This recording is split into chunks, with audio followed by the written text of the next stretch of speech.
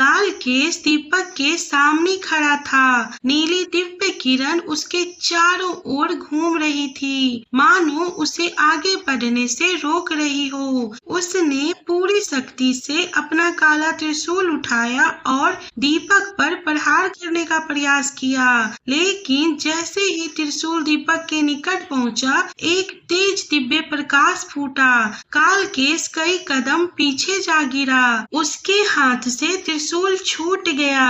पूरा मंदिर हर हर महादेव के जयघोष से गूंज उठा। क्रोध से कांपते हुए कालकेश बोला, जब तक यह लड़की जीवित है, मैं उस दीपक की शक्ति प्राप्त नहीं कर सकता।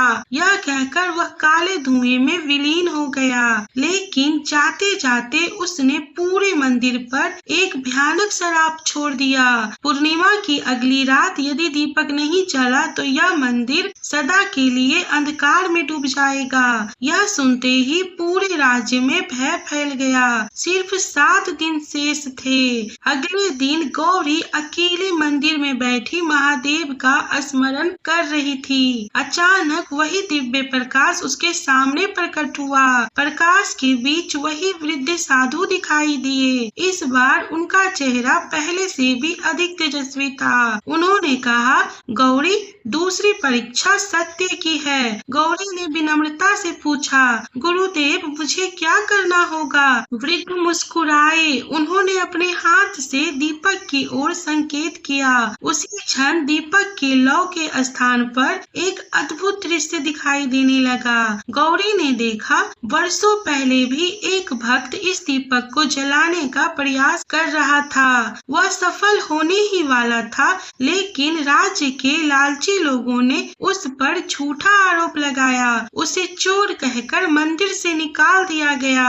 अपमान सहकर वह भक्त बिना कुछ कहे चला गया। उस दिन से दीपक कभी नहीं जला। दृश्य समाप्त हुआ। गौरी की आंखों में आंसू भर आए। वृद्ध साधु बोले, वह भक्त निर्दोष था। उसके साथ हुए अन्याय का सत्य पूरे राज्य के सामने लाना ही दूसरी परीक्षा है। गौरी चौंक गई, लेकिन यह घटना तो सैकड़ों वर्ष पुरानी है। अब कौन विश्वास करेगा? वृद्ध साधु बोले, सत्य को प्रमाण की आवश्यकता नहीं होती। समय आने पर स्वयं महादेव उसके साक्षी बनते हैं। इतना कहकर वे अदृश्य हो गए। अगली सुबह गौरी सीधे राज दरबार पहुंची। राजा, मंत्री और नगर के सभी लोग वहां उपस्थित थे। गौरी ने साहस जुटाकर कहा, महाराज, हमारे पूर्वजों से एक बहुत बड़ा अन्याय हुआ था। उसी अन्याय के कारण यह दिव्य दीपक आज तक नहीं जला। दरबार में सन्नाटा छा गया। कुछ मंत्री हंस पड़े। एक मंत्री बोला, एक साधारण लड़की सदियों पुराना इतिहास बताएगी। लेकिन तभी राजमहल की छत पर अचानक बादल गरजने लगे।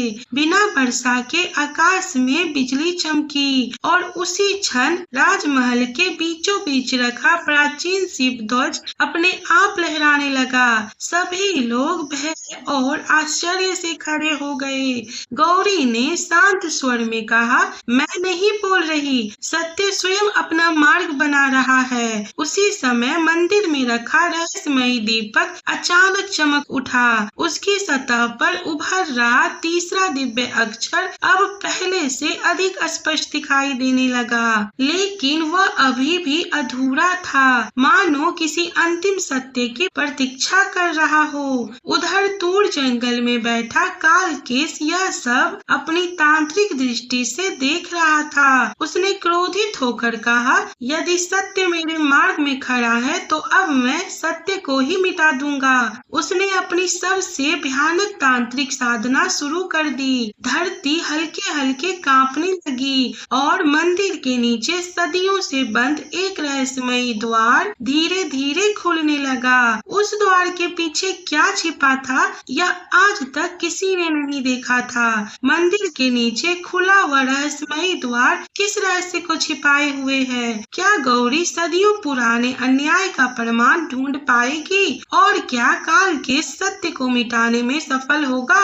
यह सब जानेंगे भाग 7 में। अगर आपको यह भाग पसंद आया हो तो वीडियो को लाइक करें, चैनल को सब्सक्राइब करें और कमेंट में जरूर लिखें ओम नमः शिवाय। अगले भाग में मंदिर के नीचे छिपा ऐसा रहस्य सामने आएगा जो सदियों से दुनिया की नजरों से छिपा हुआ था।